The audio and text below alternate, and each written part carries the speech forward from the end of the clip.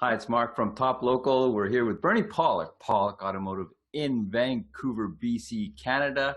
21-time winners of Best Auto Repair in Vancouver. 21 times. How do you do that? Got a lot of good customers. Your customers must love you because they're the ones who are voting for you.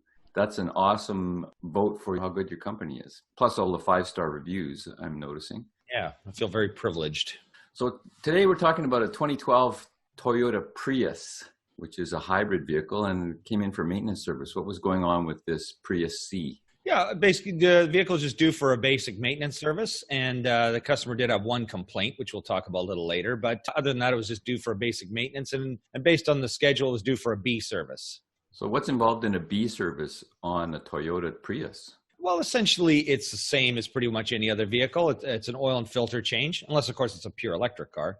I guess we'll have to take away the term B service as time goes by. So it's an oil and filter change, a full vehicle inspection. So we look at the brakes, steering, suspension, the undercarriage of the vehicle, visual inspection under the hood and under the car, test the 12-volt battery. And one thing, we also do with this vehicle is scan the vehicle. We do it for a lot of B services on newer cars, but especially important on a hybrid because there could be some hidden stored trouble codes that might be worth alerting the owner of the vehicle to for issues that may be upcoming or something that could be occurring. So are there different items that you would specifically check for because this is a hybrid? There's not really a lot of, the whole hybrid system is pretty much hidden away. There's not a lot to, like for instance, the high voltage battery is under the seat or in the trunk, depending on the model of the car. On this particular one, it's under the seat. So there's nothing really to look at there. And all the high voltage cabling, of course, and inverter, transmission, all that kind of thing is all sealed and hidden away and really just keeps on functioning until there's a problem. But visual inspections, of course, are important. So I think you mentioned this car had over 100,000 kilometers. Any special items due at this time? Wasn't 96,000 kilometers like time for most Japanese cars for a major service? Yeah, the 96,000 kilometer thing is kind of old now. I think in the 80s and 90s, that was a big service interval for Japanese vehicles. Timing belts were due to be replaced, spark plugs, tune-ups, all those kind of things. It was a time for an expensive service. A lot of, I remember too, a lot of vehicles, the CV joint boots would be about ready to rip apart. So you'd change those. And so it could make for a pretty big service. But nowadays, the 96K service is pretty much history. And on this particular vehicle, there isn't really anything due. It's just over 100 Ks. There isn't really anything due at this particular time. There's a cooling system flush due. I think it's around 168,000 kilometers, and spark plugs are up there, maybe a little further down the road. So, those are a couple of maintenance items that are on the list. But other than that, until you reach those intervals, from Toyota's perspective, it's really oil changes and inspections is pretty much it. So were there any other service items that you might recommend on hybrid vehicles? Yeah, there's a few things, and a lot of these apply to, in internal combustion engine vehicles in general. But let's just have a look at some pictures of the car first, and then we'll talk about some service. So there's our Prius C, nice little compact car. This is kind of based on a Yaris platform. But anyways, it's a little compact. It's a compact version of the Prius. The C stands for city. So what do we have here? Okay, there's our under the hood view. So there's the internal combustion engine on this side. It's a 1.5 liter engine, so it's smaller than the regular Prius uses a 1.8. This one uses the 1.5 liter, so it's smaller. This vehicle, when it came out, had the highest fuel economy rating of any vehicle sold, except for plug-in hybrid or electric vehicles at the time. On this side, we have this is the inverter, this unit here, and we'll just go into some closer views of each side of the engine compartment. So this is, to me, is like the hybrid side of the vehicle. So the orange cables, of course, anything with orange cabling is high voltage. This is dangerous. You don't ever want to touch this stuff without high voltage gloves, unless the system, of course, is discharged. You can see the shielding around these wires too. It's protection, also protects from magnetic fields as well being dispersed through the vehicle. But there's the inverter, the high voltage plugs, and underneath, way below this is the transmission with the motor generator units that drive the vehicle.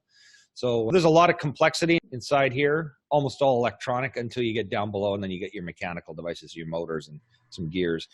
Internal combustion engine, 1.5 liter with no timing belt. So that 96K interval we talked about is not applicable. And of course, most timing belts usually get almost double that lifespan now, so they improve things. But there's your, basically under hood view, cooling system. There's two cooling systems on these hybrid vehicles, one for the hybrid system and one for the internal combustion engine. And I think that ends our picture show for the day. Now, we don't see that there's actually two motor generators in this vehicle. There is, yeah. And well, I can just get back to the picture again, just real quick. We don't have pictures of them in this show, and we'll get some in some future slides so you can see the inside of one of these units. But the motor generator units are below this thing that says hybrid synergy drive. This is the inverter. The inverter, by the way, converts the DC voltage from the battery to AC for different accessories, as well as for the actual hybrid drive. So there's a lot going on in this thing. It's all electrical and electronic, of course, but a lot goes on in this unit, converting AC to DC and DC back to AC, and for a variety of different items. It powers up to 12 volt with the DC converter, powers up the 12 volt electrical system, which runs all your lights and everything else. Plus, the air conditioning is also run on electric as well. So the hybrid inverter works for that too. Tripping over my tongue here. Anyways, yes, there are two motor generator units mounted below this thing, and they sit inside the transmission. And surprisingly, the transmissions, I've dismantled a few of these units. They're not very complicated. You'd think there'd be a lot to them. There's one planetary gear set in between the two units, and the rest of it is basically two large electric motors. So it's actually quite simple, surprisingly. And why do they use two different electric motors? Yeah, so on this particular unit, motor generator 2, which is the larger one and sits further outside, like the motor generator 2 is sort of on this side. Motor generator 1 would be over here next to the engine. The MG2 drive is actually what drives the vehicle. And MG1 starts and stops the internal combustion. Well, it starts the internal combustion engine. It's also used for regenerative braking as well. So they kind of share the work. So that's the kind of simplest explanation for it.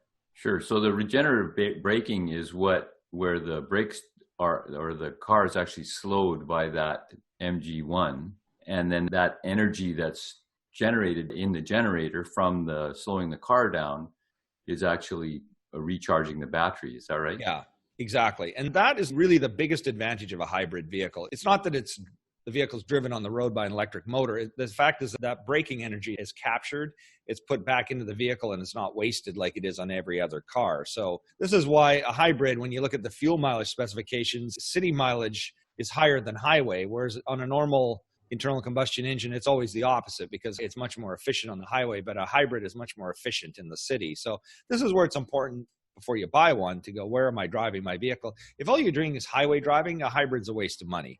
But if you're doing city driving like most people do, then there's a definite efficiency improvement, enormously. And that's distinctly different with a pure electric vehicle. Yeah, exactly. But, the thing about a pure electric vehicle is you're also recapturing the energy of braking, and that's going back into the battery as well. So, again, an electric vehicle is more efficient in stop and go traffic. Right. So it's just overall more efficient.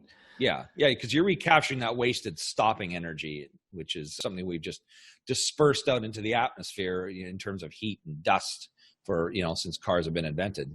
So did you find any other issues with this car? The only other issue that was going on with the vehicle, the owner had a complaint of this. There was a noise coming underneath the engine or underneath the car. And so it was pretty apparent that figured, it sounds like an exhaust rattle, because it only happened when the internal combustion engine turned on.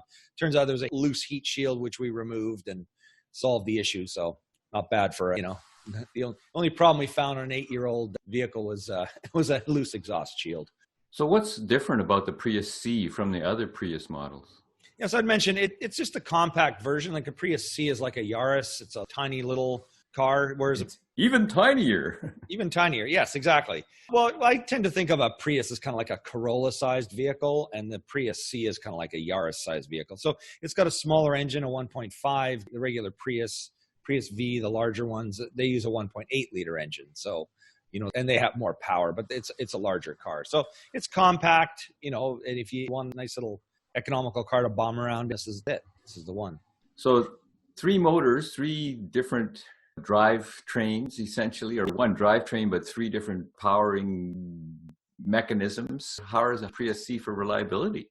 Super good. Toyota's I've said this before, when hybrids first came out, I thought, oh my God, this is like the worst idea ever because it's so complicated, because you basically got 2 systems. And it's true, there's a lot more to go wrong, but Toyota's proven, that things are really reliable. There are, a few models that have had some issues, but really it's pretty minimal. Like, they're really reliable. I mean, you get taxis that have been running, and they run them all the time and run them for a long time, and they're very reliable. So, I mean, that's good proof right there. Yeah, 500,000-600,000 kilometers is Oh yeah, pretty and standard. even a million, no problem, you know. And the thing that taxis like about them is that the brakes don't wear out as fast as they would. I mean, normally, I think a lot of taxis I've heard, we don't service taxis, but you know, a set of brakes on an average taxi cab would have lasted 1 or 2 months, where they can get a year out of them on a hybrid, which is that's a pretty substantial amount. Now, Yeah, for an average 12x difference. Oh yeah, exactly. And for an average person driving, and we have customers with hybrids that are over 10 years old. We've never done anything other than a brake service, which is basically cleaning and, you know, lubricating the brakes so they keep lasting. So, you know, that's again another advantage, less wear out. Overall, you know, they're excellent cars. I don't hesitate to recommend them. They've got a really good track record. So So there you go. If you're looking for service for your Toyota Prius in Vancouver and you want experts who actually have training and have deep knowledge and experience in fixing these vehicles, the guys to see are Pawlik Automotive. You can reach them at 604-327-7112 in Vancouver, BC, Canada. You have to call and book ahead. They're busy. They're always busy. Check out the website, pawlikautomotive.com. Hundreds of articles on there. The YouTube channel, Pawlik Auto Repair. Of course, if you like the podcast, give us some star ratings, some love. Check us out on the socials. And thanks so much for watching. Thanks, Bernie. thanks, Mark, and thanks for watching. We really appreciate it.